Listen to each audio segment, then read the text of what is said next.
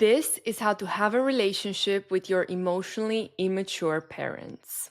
There's a lot of content out there on YouTube, on Instagram, TikTok about how to get them out of your life. And it feels like everyone's encouraging you to cut off your parents. And in some situations, that is needed. But everyone is disregarding the fact that maybe you want to have a relationship with your parents. Maybe you don't want to cut them off from your life. Yeah, maybe they are emotionally immature, but you still want to feel connected to them in some way. You still want to have some sort of a relationship with them. So today's, video is about exactly that. How can you have a relationship with your parents even though they're emotionally immature?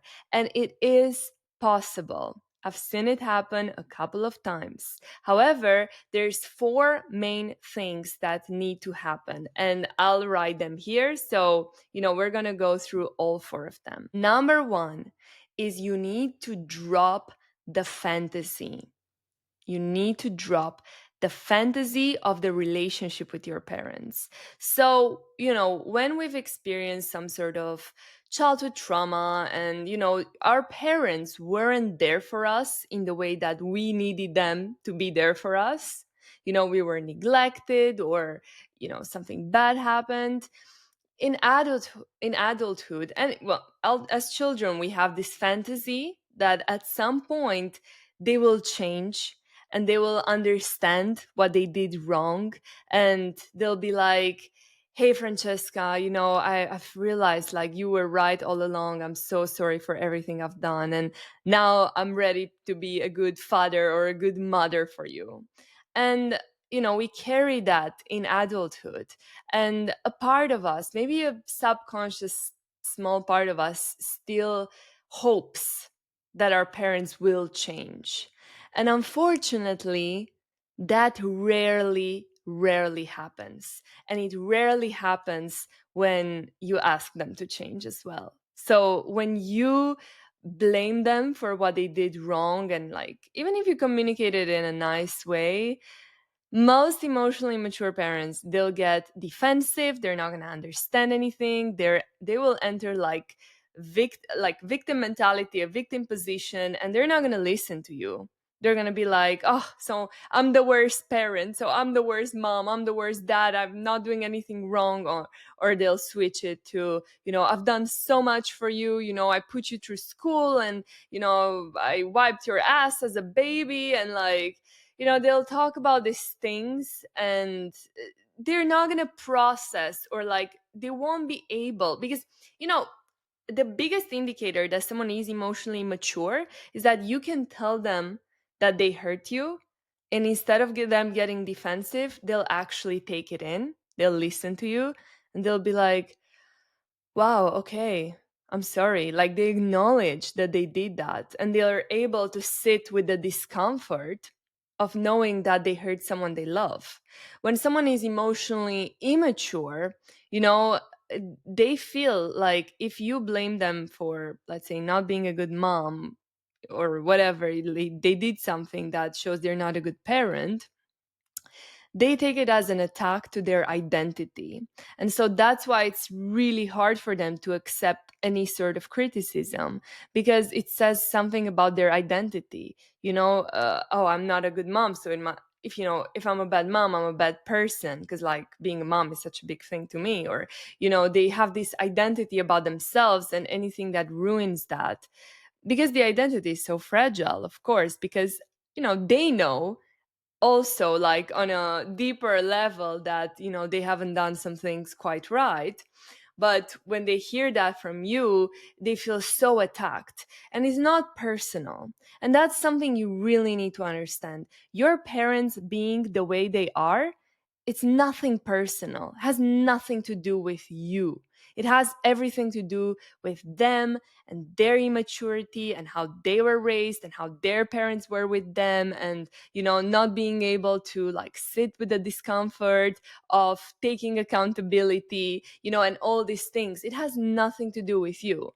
And you might even see that, maybe they're better with one sibling than they're with you. It happens.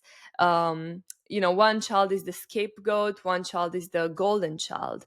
And so you'll be like, but they can be like this with my sibling, or they can be like this, loving and understanding with a friend, or have empathy. And it can feel very, very personal, right?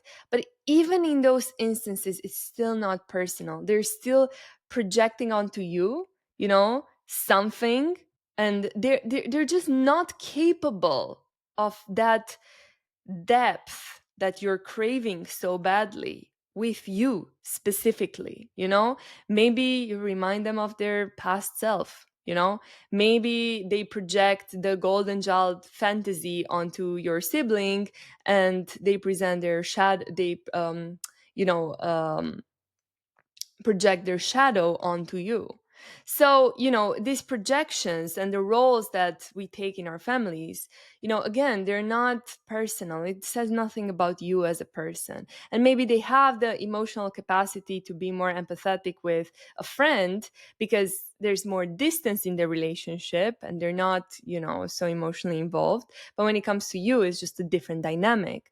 And again, like, it can feel very strange, but it's not personal. So that's something I want you to remember.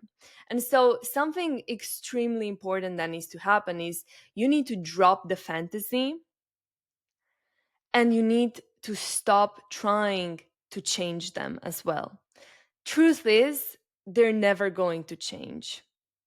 And the only instance where they will maybe make a change is when you detach from them and you stop trying to change them. And that's when, if they have some sort of emotional maturity in there, when you're trying to make them change, they're not going to change. And so you need to make peace and really mourn, the fact that you missed out on a parent, on a parental figure that you needed, that your needs are never going to be met in the way that you want them to be met. And that's extremely painful. So you need to grieve that, You need to grieve what you've lost in the relationship with the parent. And you need to drop the fantasy that they're ever going to be different, that they're going to be the parent that meets your needs. We go into these relationships with our parents not coming from an adult place. And we're going to talk a bit more about that. But not from an adult to adult place, but from a parent to child place, right? So we still feel like we're the children. We still expect our parents to do more for us, to initiate, to, make the relationship work. And yeah, sure, in an ideal world, that would happen. But now you're an adult. And, it's an adult to adult relationship. So the responsibility, sure, is 50-50. But also, and this is another extremely important point, if they're not capable of making it work, right? A lot of people say, well, just drop it, cut them off. But you have to see what are your goals and what is your interest as well. Because maybe it's worse for you to have them out of your life and cut them off than to have a not so great relationship. Sure, maybe it's a shallow, superficial relationship, but you still have some sort of a connection, because maybe you'll regret, like, when they die, for instance, not having a relationship. So you have to see, okay, what is my interest? What are my goals in this relationship? Maybe, sure, like, I'm never going to get what I need, but I still want to have a relationship with them. I still want to be connected, visit once a year, twice a year. I still want to be able to talk to them from time to time. Yeah, they're never, like, first point is really important, like grieving what they're never going to be and the reality of what is. But can I have a relationship with them as they are, you know? With, like, no expectations and no, needs. I'm not going with to them with any sort of needs or expectations. Maybe we can keep it shallow, maybe we can keep it surface level, but I still want a relationship. So you have to see, what are my goals in this relationship? If your goal is to have a very deep, wonderful relationship, that's never going to happen. So that is maybe not the right goal, you know? So if your goal is to never get triggered, okay, then maybe you should never see them. But if your goal is to have a relationship with your parents, not for them, this is so important. You're not doing this for them, you're doing this for yourself. You're doing this so you know that you have a relationship with your parents. You do this so you don't have any regrets later in life. You're not doing it to make them happy or to satisfy their needs. You're doing this for you. So what are your needs? What are your goals in this relationship? And when you go into interactions with them, let's say you visit them like once a year, when you go and visit them, like always remember, what are my goals in this interaction? Because you might go in that conversation or interaction, and it can be very unsatisfying because it's like they're acting immature as always. But if you already know, first of all, how they are, and you have zero expectation of them to be different, and you know what your goal is in this interaction, that's a complete game changer for you, because you can go in the interaction prepared. And that brings me to point number 2, which is know what triggers you and have a plan. I would even make a list. Like, what are the situations or things they say or things that do that trigger you? Maybe it's when they mention whatever, your job or your relationships, the fact that you're not in a relationship. Maybe it's when you see them in a certain state, like if they're drunk, or maybe it's you can decide for yourself, like when you have shallow conversations, so, or they complain, or whatever it is. Know what are the instances that trigger you and have a plan, right?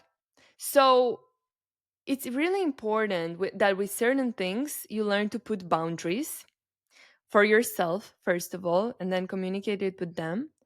And then also learn how to protect yourself in these instances, and know what you can do. Have, like a backup plan. Know, okay, if this happens, this is what I'm going to do. For instance, some boundaries that you would need to set. So, like, first we talk about boundaries. If you know that your dad always gets drunk, for Christmas, for instance, you can tell him, have a call with him in advance and say, hey, dad, I want to see you for Christmas. I want to come visit you, but only if you don't drink, like this is the condition under which I'm going to visit.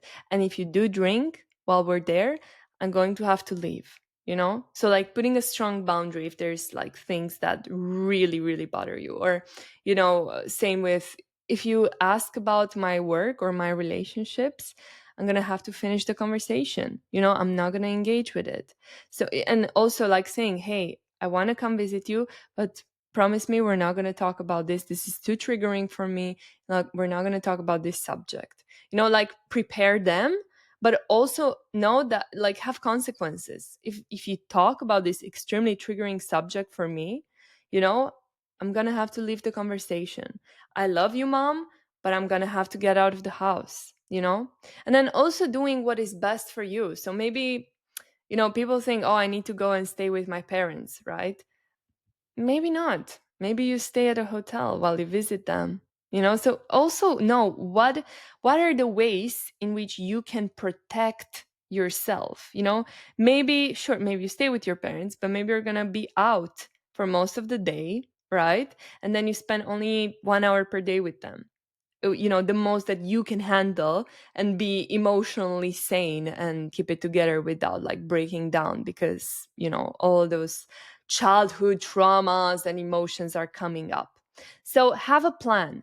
Know what are the things that trigger you, how you're going to react if they happen.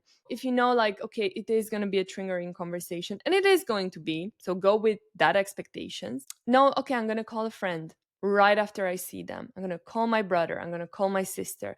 I'm going to go for a walk in the park. When I get triggered, instead of staying there and like, burning alive, like I'm going to get out of the house and go for a nice walk. I'm going to go pet an animal or whatever it is.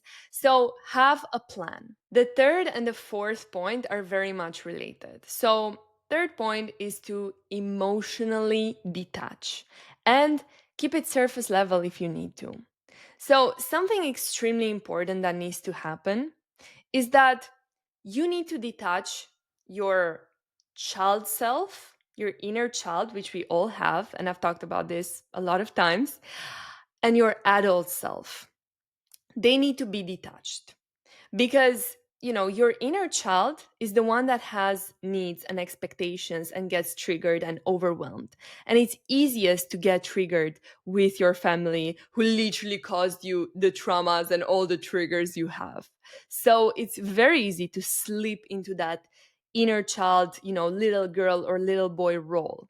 So it's really important that you keep them separate, and you're very aware when you slip into that inner child role, that 9-year-old girl who feels all of a sudden helpless and overwhelmed and angry and sad. And when you don't know, when you feel like you're overreacting, you're actually just reacting to something from the past. It's actually your inner child, kind of going back to the past and reacting as if you're 9 years old again, and you're helpless and you have no power, decision power. So it's important to be aware of when this happens and be in your adult self role. Know that, okay, I'm feeling triggered. I know this is my inner child. And like as an adult, imagine, literally visualize yourself taking care of your inner child and being like, hey, it's okay. I'm taking care of you. We're okay. Everything's gonna be okay. So like becoming your own, mature parent, inside of you, so take care of your inner child. That's the fourth point. That's why I said, they're very much related. And when you operate and you learn to operate from your adult self, you can know exactly what to expect, and you can emotionally detach as well. Because now you have no expectations. You know that when you're being triggered, it's actually your inner child, and you can deal with that. You don't expect your parent to deal with that and to make you feel better or nurture you or soothe you if you're hurt. They're not going to do that. And you take the power and you do that for yourself, right? And so now you can fully operate from an adult to adult place. So you can be very detached with your parent, and like you can still have a relationship when you're detached. And a lot of people think, oh, but I want to be super vulnerable with my parent and go deep and like, and all these things. And it's really painful and really sad to admit that they're not capable of that, and that will probably never happen. That's why I say, like, it's important to grieve what you lost in your childhood, to grieve the reality of how your parents actually are. They're never going to be able to go as deep and meet your needs the way you need them to meet their needs. But what's really beautiful is that you can meet your own needs, and you can create a life for yourself that doesn't involve your parents, a beautiful relationship, beautiful friendships, career, community. You can create a life for yourself that meets your needs, so you don't need them anymore. So that's why it's really important that you don't feel emotionally dependent to them in any way. That's the only way to have a relationship with them. You cannot feel emotionally dependent or financially dependent or any sort of dependence to them. You know, you have to be detached, know exactly what to expect and know exactly what kind of conversations and interactions you're going to have with them. Because, yeah, maybe they will stay surface level. Maybe they need to be talks about, I don't know, politics, the weather, a trip you went to, nothing vulnerable, nothing that's like, hey, this has been upsetting me and it's painful.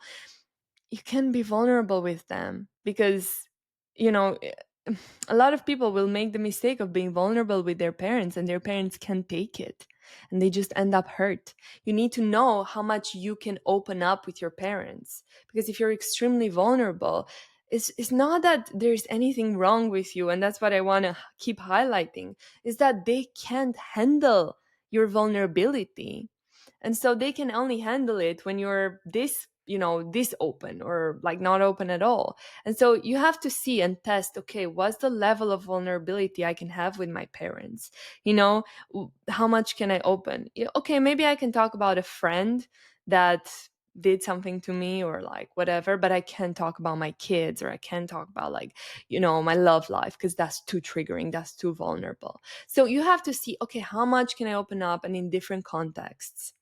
And you need to take care of yourself, like prioritize yourself in this instance. Like, if you are too triggered, like don't be scared to exit the conversation. You can do it in a nice way and say, hey, I just need some air, or hey, someone is calling, I need to go take a call. And like, just take care of yourself. So this was the end of the video. I hope it was helpful. And I know it's a bit disappointing because you maybe expect to have this wonderful relationship with your parents. But unfortunately, for most people, that doesn't happen. If they've lived their life a certain way their whole life and they haven't been willing to change at all, they're probably never going to change. Who knows, at some point, but this is only after you stop asking them to meet your needs or change or anything like that. If you just accept them as they are, that is actually the most likely scenario when they will actually change. When you're detached, when you don't need anything from them, because emotionally immature people, they're very scared of that. They're very scared of neediness. They're very scared of like someone asking something of them or making them feel like they're not good enough. So when you actually detach from your parents, that's the most likely scenario that they might actually make a change, but don't expect anything to happen really. And losing the expectations and knowing exactly what you're getting, will actually help you um, just be more at peace, first of all, because you're not living in this fantasy state, and will help you have, you know, a relationship with them. It's not the best relationship and it will never be, but it will be a relationship. And, for a lot of people, for most of people, that's important to have some sort of a relationship with their parents, because it's actually more painful to not have any sort of a relationship with them or to cut them off. That's not the answer always. I know social media promotes that a lot, but that's not always the answer. And you can do it. You can have a mildly satisfying relationship with your parents, but only after you've learned to detach and take care of yourself. All right, guys, if you have any sort of questions or suggestions for future topics, please let me know in the comments, and take care.